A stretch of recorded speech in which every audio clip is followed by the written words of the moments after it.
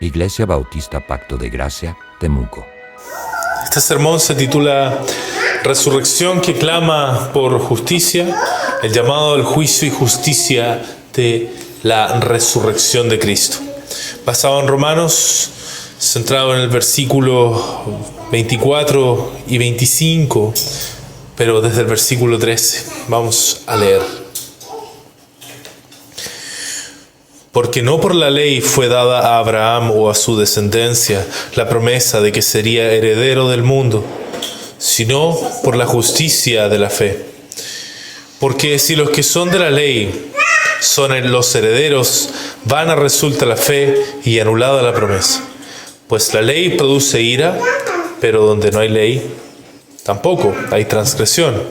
Por tanto, es por fe, para que sea por gracia, a fin de que la promesa sea firme para toda su descendencia, no solamente para la que es de la ley, sino también para la que es de la fe de Abraham, el cual es Padre de todos nosotros. Como está escrito, te he puesto por Padre de muchas gentes delante de Dios, a quien creyó, el cual da vida a los muertos y llama las cosas que no son como si fuesen.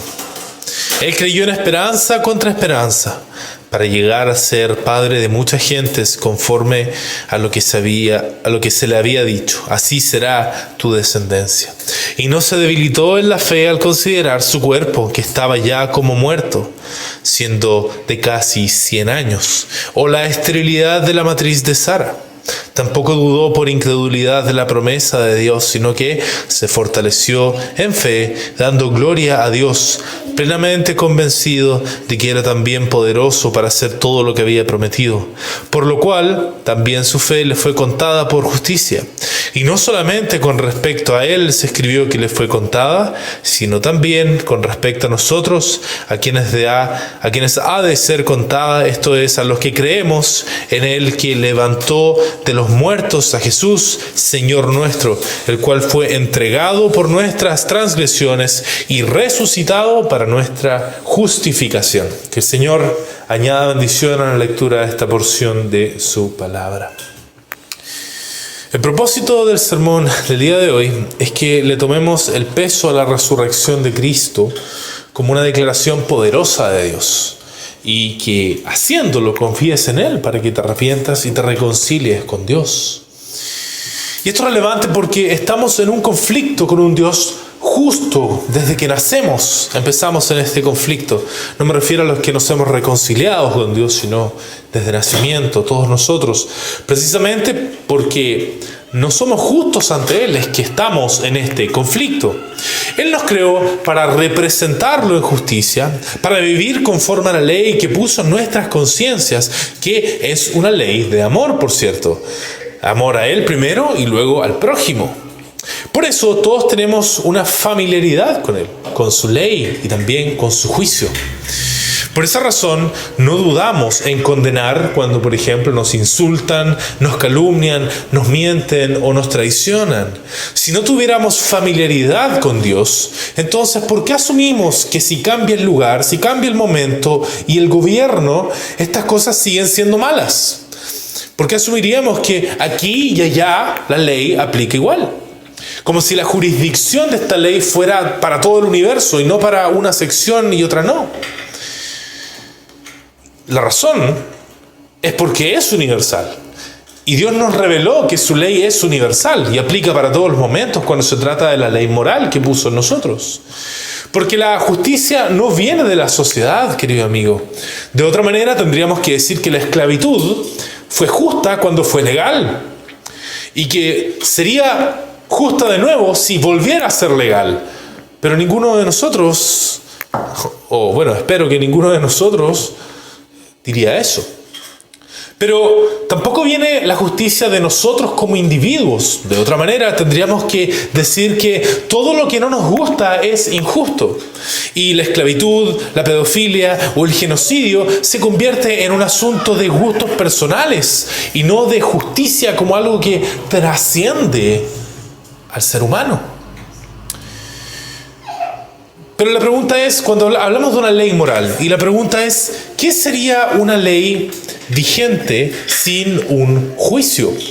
¿Y qué sería un juicio sin un juez? ¿Cómo se haría valer esta ley? Por eso la palabra dice que cuando juzgamos a otros nos condenamos a nosotros mismos en el proceso, porque afirmamos la existencia de Dios como juez, tácitamente. De la ley también, que hemos todos violado como válida, y la existencia del juicio de Dios como la instancia que hace valer la ley. También la palabra enseña que no hay justo delante de Dios, ni aún uno. No hay una sola buena persona, querido amigo, en este mundo. Y esto se hace evidente cuando nosotros consideramos que sabemos que mentir es malo, condenamos cuando nos mienten a nosotros, pero nosotros aún así mentimos, damos falso testimonio. Y si bien es cierto que nosotros hacemos una distinción típicamente, el ser humano, hace una distinción entre mentira y mentira, y dice, bueno, esta mentira sí, esta mentira no. Para Dios esa distinción no existe. Nosotros normalizamos el pecado, consideramos que hay ciertos pecados aceptables y otros que simplemente no pueden ser aceptados. Sin embargo, Dios no hace esta diferencia. Y estas distinciones al final del día son arbitrarias, son al gusto de la sociedad, es un tema de modas o de gustos personales. Pero la ley de Dios no cambia. Él es inmutable y su ley también es inmutable. Toda mentira es pecado, y la palabra misma dice que Dios aborrece los labios mentirosos. Ahora, uno puede hablar de la mentira y podemos hablar de la mentira porque es un pecado que es aparente para todos, que todos lo hacemos y de manera a veces diaria. Sin embargo, podemos abordar toda la ley de la misma manera. Y nos vamos a encontrar de que hemos roto de una u otra manera todos los mandamientos. Porque la ley, por ejemplo, nos llama a no matar. Y eso no solo incluye quitarle la vida al otro, sino que también dañar su reputación, insultarlo y básicamente velar en contra de su vida y de su integridad, ya sea física, psicológica. El punto es que Dios está mirando el corazón. Y todos hemos pecado bajo esa ley, porque al final del día el punto está en el corazón.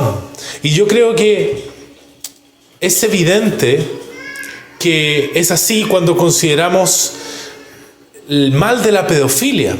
Porque en el fondo, aunque una persona nunca haya ejecutado los deseos de su corazón, un pedófilo, el hecho de que él confiese que lo es, ya nos produce cierto nivel de desconfianza. ¿Y por qué? Si no lo ha hecho.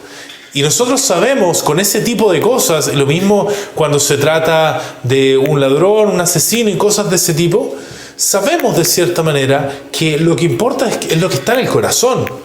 Más inclusive en algunos casos que lo que se hace con el cuerpo. Pero no es menos relevante que lo que se hace con el cuerpo. Y el punto es, Dios lo ve desde ahí, desde adentro, desde que nace. Por tanto, decimos que estamos en un conflicto con Dios. Y este conflicto se debe a nuestra injusticia, por la que la palabra enseña que se manifiesta la ira de justicia de Dios y estamos todos condenados. Y Romanos 3 dice, para que toda boca se cierre y todo el mundo quede bajo el juicio de Dios. Todos estamos condenados bajo la ley de Dios. Y Dios deja por escrito estas leyes precisamente para que toda boca se cierre y quedemos bajo el juicio de Dios, para que sepamos que estamos bajo el juicio de Dios. Y esto significa, querido amigo, que para reconciliarnos con Dios, todo esto, dado que es un problema de justicia con Dios, necesitamos ser declarados justos por Dios, por la justicia de Dios. Necesitamos ser justificados. Por eso vemos esta necesidad. Y hoy en día muchos ofrecen métodos para ser declarados justos por Dios. Algunos de manera directa y otros de manera diluida. De manera directa, algunos toman al Dios de la Biblia y dicen que requiere que se hagan méritos para que alguien pueda ser declarado justo por él. Que tienen que cumplir con ciertos sacramentos, por ejemplo, dice la Iglesia de Roma. Tienen que bautizarse, tienen que participar en la misa, tienen que hacer penitencia, confesiones, todo aquello. Y a través de ritos, entonces, Dios los puede justificar, declarar justos al final del día. Otros, de manera diluida, dicen que hay que ser una buena persona en términos generales para poder ser llamados justos, pero no logran escapar de este dilema al que estamos hablando, de que la justicia no es un tema de gustos personales ni de modas sociales, pero tampoco es una especie de mera sugerencia cósmica, como si fuera una fórmula matemática que tenemos la opción de aplicar o no cuando a nosotros nos parezca útil, sino que es algo que se impone de manera moral en nuestras conciencias. Otros plantean que el problema no está afuera, sino que adentro, y dicen, el problema es que tú no te sientes justo, y eso daña tu relación con Dios, y tratan de darte una solución para no sentirte injusto, y ni siquiera abordan si es una realidad o no. ¿Cuál es nuestra posición delante de Dios en términos de la justicia? Pero la pregunta es, ¿cómo sabemos si un método es eficaz para hacernos justos delante de Dios? Esa es la gran pregunta. Unos ofrecen entonces un sacrificio simbólico como evidencia de que su método es eficaz para quedar bien con Dios en un estado de justicia. Dicen que Cristo fue un sacrificio que nos inspira a ser mejores personas. Su resurrección para ellos es una metáfora de esperanza y renovación interior. En este evangelio, lo central no es lo que Cristo hizo, sino lo que tú sientes. Pero esto es un error, un extremo del error. Y el otro extremo del error es que otros ofrecen un sacrificio ejemplar como evidencia. Dicen que Cristo fue un sacrificio ejemplar, un modelo perfecto de obediencia. Su resurrección para ellos demuestra que si tú sigues su ejemplo, serás aceptado. En este evangelio, lo central no es lo que Cristo logró, sino lo que tú imitas. Pero ninguno de estos sacrificios, querido amigo, pueden presentar evidencia real ante el juez del cielo, porque uno emociona, el otro exige, pero ninguno salva. Y entonces en este pasaje el apóstol Pablo nos habla al respecto y nos va a enseñar que solo la resurrección real del Cristo verdadero, declarado justo por Dios, puede justificar a pecadores reales. Y esto lo vamos a ver en tres partes. Lo primero es que la resurrección es la declaración legal de Dios de que el justo pagó por los pecadores. Segundo, que la resurrección inaugura una nueva era del ser humano. Y lo tercero es que la resurrección, da poder de nueva vida para esa nueva era. Vamos a partir, eso sí, con un contexto, una introducción del texto que leíamos en Romanos. Este versículo pertenece a una carta escrita por el apóstol Pablo, dirigida a creyentes en Roma en el siglo I. En ella, Pablo explica cómo un ser humano puede ser declarado justo delante de Dios, no por sus obras, sino que por la fe en Jesucristo. Este versículo que leímos resume dos momentos claves de la obra de Cristo, su muerte y su resurrección.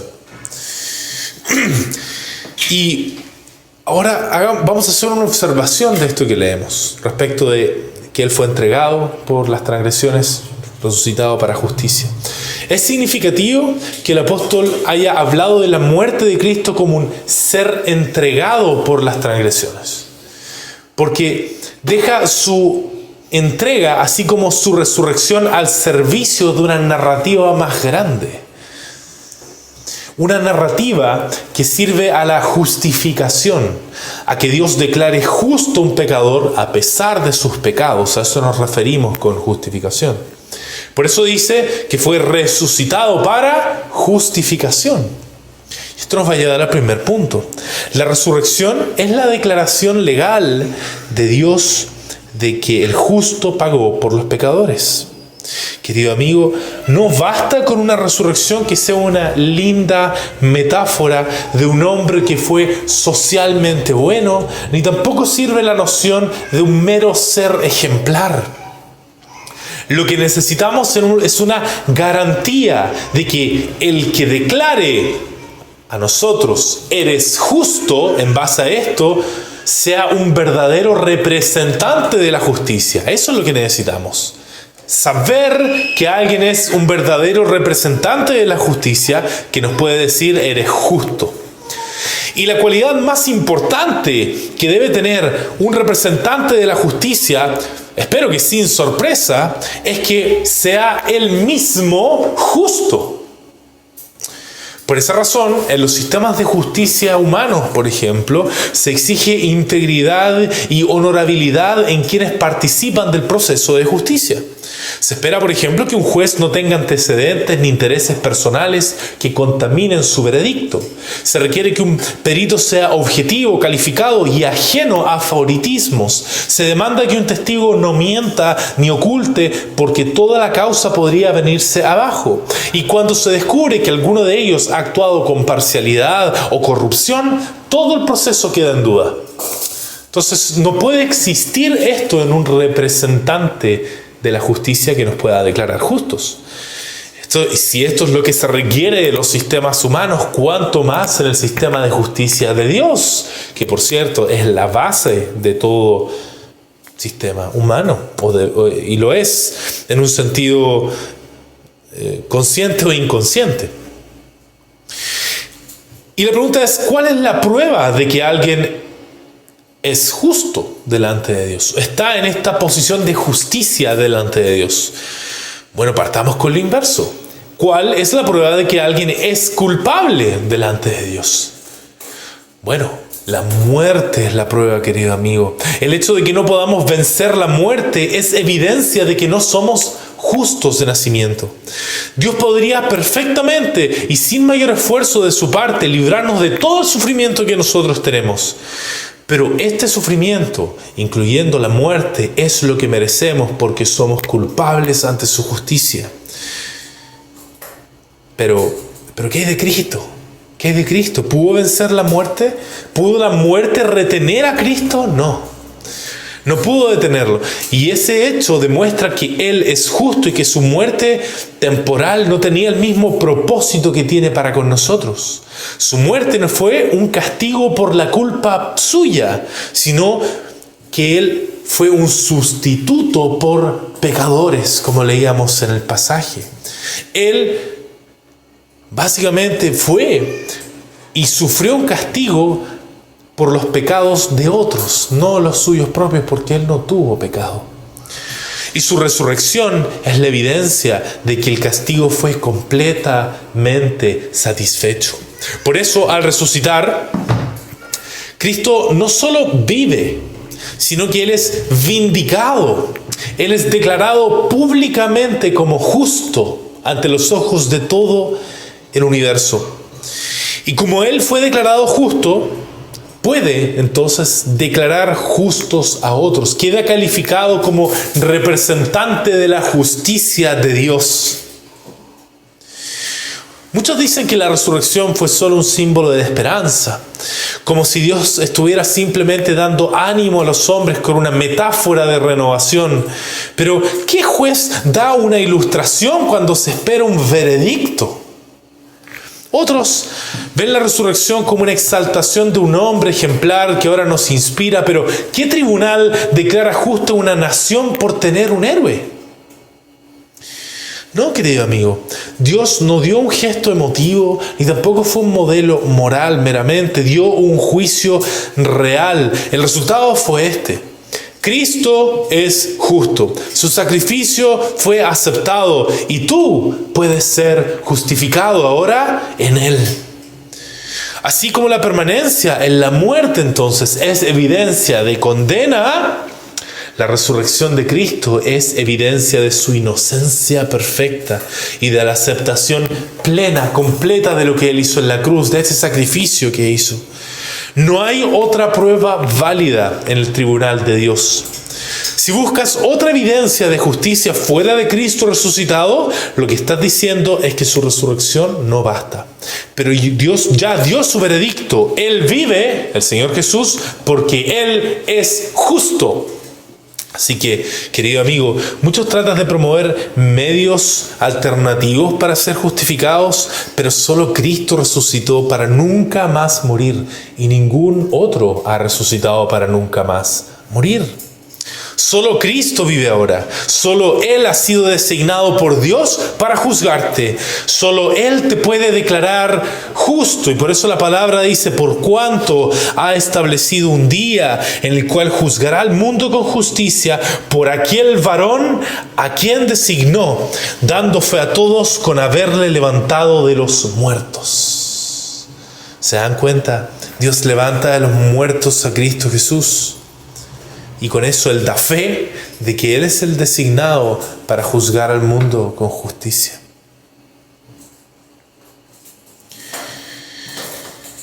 Este pasaje, y ahora hacemos una segunda observación, nos relaciona algo que ocurrió de una vez y para siempre con la justicia de Dios. Esto es significativo, ¿ya? La resurrección de Cristo ya ocurrió ya, y el efecto que tuvo es para siempre. No hay nueva muerte y resurrección. Porque como enseña la palabra de manera explícita, entonces esto tuvo ese tal efecto permanente. Y esto también es necesario, porque si bien queremos ser declarados justos, la pregunta es, ¿qué importa que seamos declarados justos hoy día si después puedo volver a ocurrir a cometer pecado y volver a ser declarado injusto y volver a ser malditos una y otra vez? Entonces decimos esto, la resurrección de Cristo no solo anuncia que Dios va a justificar una sola vez, sino que la resurrección está inaugurando, y este es el segundo punto, una nueva era del ser humano, una era de un reino de justicia. Querido amigo, nosotros quizás hemos llegado a normalizar la injusticia en nuestro alrededor. Y como resultado hemos rebajado la vara de lo que significa ser justo. Pero Dios no ha hecho lo mismo. La palabra de Dios nos enseña con claridad que Él tolerará el pecado solo por un tiempo breve, pero luego lo va a erradicar para siempre. Esta realidad queda inaugurada con la resurrección de Cristo. Siendo Dios y hombre verdadero, Él es el primer hombre eternamente justo delante de Dios. Y cuando hablamos del primero de muchos otros que vienen después. Primera de Corintios 15 dice, mas ahora Cristo ha resucitado de los muertos, y dice, primicias de los que durmieron es hecho, porque en Cristo todos serán vivificados. Entonces Cristo es el primero de muchos que van a ser resucitados como Él. Y a partir de Él, Dios declara justos únicamente a quienes están unidos a Cristo por la fe. Ahora, la pregunta es esta. ¿Cómo puede comenzar una nueva humanidad sobre la base de una metáfora o de un ejemplo? Si Cristo solo hubiera resucitado como un símbolo, como dicen algunos, entonces nada ha cambiado. Seguimos en la misma era, bajo el mismo juicio. Y si su resurrección fuera un premio a la buena conducta, como afirman otros, entonces solo serviría para que intentaras imitarlo sin tener jamás su justicia. Pero si verdaderamente Él venció a la muerte como hombre real y como representante, entonces comenzó una nueva humanidad. Y está compuesta por solo aquellos que están unidos a Él, por la fe. A todos los demás, a todos los que no han creído en Él, Dios los va a separar eternamente de su presencia para ser juzgados con justicia y arrojados con cuerpo y alma al infierno, aquel lugar preparado para el tormento de los que no se quieran reconciliar con Dios. Cristo resucitado es la señal de que el día de la tolerancia está terminando y de que el reino de justicia ya ha comenzado. Por eso, querido amigo, hoy no se te ofrece una invitación simbólica, sino una advertencia real y una promesa gloriosa. O te refugias en el justo que resucitó, en Cristo, o quedas expuesto como injusto ante un Dios que ya ha comenzado a juzgar. Porque el juicio final de Dios ya comenzó con Cristo. En la cruz, Cristo sufrió la pena del juicio final de muchos pecadores. Y ahora esos pecadores quedaron libres y ya no la van a sufrir por la obediencia de Cristo. Por esa misma obediencia, esos pecadores ahora ya no van a sufrir el castigo. Y ahora solo esperamos la segunda parte del juicio. En esta parte, los justos se van a unir a Cristo para juzgar a los que no se reconciliaron con Dios por medio de Cristo. Querido amigo, contempla a Cristo y considera que no hay neutralidad. No hay. O estás con Él o estás en su contra. De hecho, Él mismo plantea que no hay neutralidad posible. No existe. Y la pregunta es, ¿dónde estás tú, querido amigo? ¿Eres parte del reino de los justos que serán resucitados en gloria? ¿O seguirás siendo parte del reino de las tinieblas, donde no hay resurrección en gloria? Solo hay una resurrección para volver al cuerpo y luego ser echado al infierno. Y esto nos va a llevar a la tercera y última parte. Una observación tercera. Ahora bien, afirmamos que Cristo al resucitar inaugura un reino de justicia. Pero surge una pregunta inevitable cuando hablamos de esto.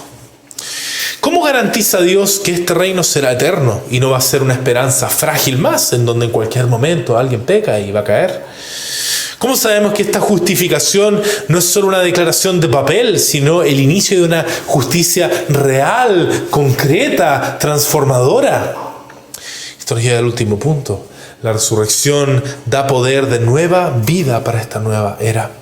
Querido amigo, Cristo no resucitó solamente para justificar a pecadores, sino que también para resucitarlos a una nueva vida junto con Él. Porque el poder que lo levantó de los muertos a Cristo Jesús no se disipó después, no desapareció, sino que permaneció en Él. Y ahora Él comunica ese poder a los que confían en Él, a los que tienen fe en Él. Efesios capítulo 1 dice: la supereminente grandeza de su poder para con nosotros los que creemos, según la operación del poder de su fuerza, la cual operó en Cristo resucitándole de los muertos. Es un versículo complejo en cómo está expresado, pero lo que está expresado en términos generales es que Dios hace algo en los creyentes basado en esa fuerza que operó en Cristo al resucitarle de los muertos.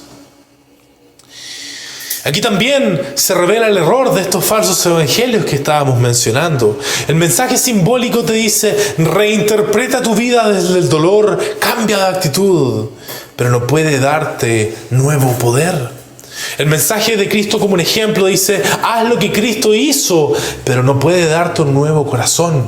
Solo el Cristo resucitado comparte su poder con los que están en Él. Solo así puedes comenzar una vida nueva que no nace de tu voluntad, sino del Espíritu que vive o que vivirá en ti por la fe.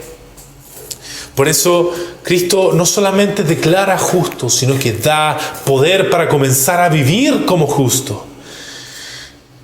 Querido amigo, entonces el llamado aquí es: no dependas más de tus propias fuerzas, de tus ganas inestables, ni de tu voluntad debilitada por el pecado. Depende de Cristo, porque dependiendo de Cristo recibes un nuevo corazón, nuevos deseos y una nueva dirección de vida. Es una vida que comienza ahora, aunque imperfecta, y que llegará a su plenitud en la resurrección final. Porque el Cristo resucitado no solo salva del castigo del pecado, sino también del poder del pecado en el presente. Y todo esto ocurre no por un esfuerzo tuyo, sino porque el que venció la muerte vive en los suyos y los hace caminar en una nueva vida. Quizás tú te preguntas: pero no estoy seguro de poder dejar esas malas relaciones que me llevan al pecado. No estoy seguro de poder soportar las consecuencias de eso. Pero amigo, Cristo resucitó y Él se goza en dar ese poder a los creyentes para que dejen de desear esas cosas y pasen a desear las cosas del cielo. Es cierto, querido amigo, esto no es magia. Esto ocurre por medios ordinarios. Leer la palabra, estudiarla, pero lo que tienes que entender es que esa palabra va a ser eficaz en ti. va a ser eficaz, te va a persuadir de manera real y te va a llevar a hacer estos cambios y a gozarte en todo lo que venga, a tener gozo y esperanza aún en la tribulación, en los problemas.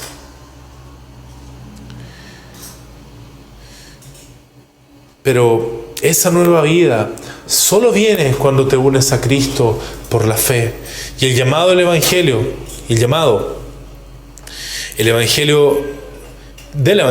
es precisamente que te arrepientas por medio de esa fe. Esto significa disponerte en contra de la vida de pecado que has llevado hasta hoy y a favor de la vida que Cristo llevó, pero abandonando la idea de que eres justo y solo confiando en la promesa del que resucitó de los muertos, que es el Señor solamente. De eso se trata el arrepentimiento, querido amigo, de reconocer delante de Dios: no soy justo, soy un pecador, merezco ir al infierno, aquí está mi pecado, pero al mismo tiempo hacer eso por medio de la fe en Cristo. ¿Qué significa eso? Significa confiando en que Cristo está ahí y que Él tuvo una vida perfecta. Y ahora Él es un mediador que puede ponerse entre ti y Dios para que Dios te escuche y te acepte.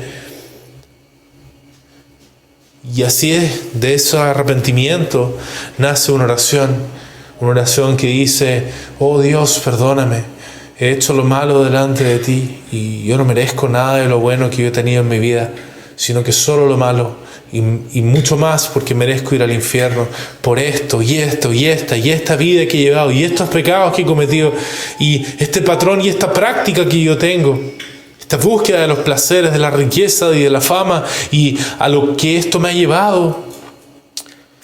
Y le confiesas tus pecados. No te vas a acordar de todo, pero no es importante que te acuerdes de absolutamente todo. Lo importante es que vayas con la disposición de entregarte completamente a Dios, entregarle tu destino final a Dios en base a lo que hizo Cristo en la cruz del Calvario por pecadores, en base a que Él fue un sacrificio representativo de pecadores como nosotros, y es suficiente para ti. Le pides perdón, y si lo haces, querido amigo, en el nombre de Cristo, Él te va a perdonar, te va a recibir en su reino. Él no va a cerrarte las puertas. El que viene a Él no echa fuera, dice la palabra. Y Él llama y dice: vengan a mí los cansados y yo os haré descansar. Querido amigo, el llamado del Evangelio es un llamado de amor, es un llamado que básicamente te dice: esto no es el fruto de seguir el ejemplo de Cristo, sino de ser unido a Cristo por la fe. Porque si la resurrección fuese solo una inspiración, estarías tan muerto como antes. Y si fuese solo un modelo a seguir, estarías condenado por no poder alcanzarlo. Pero como es poder comunicable que Cristo te puede dar a ti, hay esperanza para los que creen. No necesitas escalar a Cristo. Él bajó. Él ha venido, Él ha muerto y vive ahora. ¿Para qué? También para darte vida. Concluimos entonces con esto.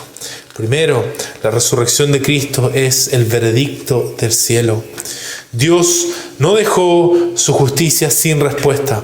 Al resucitar a Jesús, el Padre declaró que el sacrificio fue aceptado, que el pecado fue pagado y que Cristo es el único autorizado para declarar justos a los pecadores.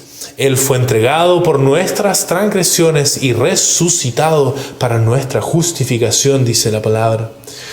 Segundo, la resurrección de Cristo es el inicio de una nueva era. El Cristo resucitado es el primer hombre eternamente justo y su resurrección inaugura una humanidad nueva. Él ciertamente es Dios encarnado, pero en su encarnación tiene una experiencia genuinamente humana y por eso nos pudo representar, y en esa representación es el primero de los muchos a los cuales Él llama hermanos. El tiempo de paciencia está terminando, querido amigo. La justicia de Dios ya empezó a ser ejecutada partiendo por Cristo. El juicio comenzó y pronto se completará sobre todos los que no estén unidos a Él. Y tercero, La resurrección de Cristo es la fuente de una nueva vida. El mismo poder que levantó a Cristo puede levantarte a ti. No solo para darte un veredicto legal, sino para cambiar tus deseos, tu voluntad, tu rumbo, querido amigo. No estás llamado a imitar a Cristo para ser salvo. Estás llamado a unirte a Él por la fe para que su vida fluya en ti.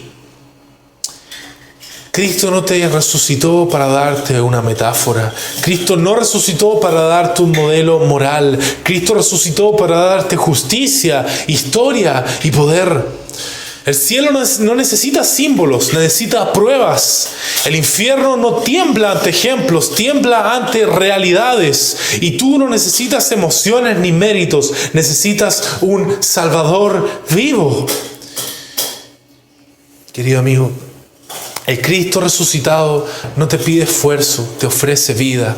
No te pide que muestres tu justicia, te ofrece la suya. Y no espera que llegues limpio, sino que vengas arrepentido a sus pies. Hoy es el día en el que puedes ser declarado justo, no por tus méritos, no por tus emociones, sino por el Cristo que vive, que reina y que llama desde los cielos. Y la pregunta es, ¿responderás al veredicto de Dios o seguirás intentando declarar tu propia justicia? Ven a Cristo con fe, arrepiéntete, querido amigo, y vive. Ese es el llamado del día de hoy. Que el Señor confirme esta enseñanza.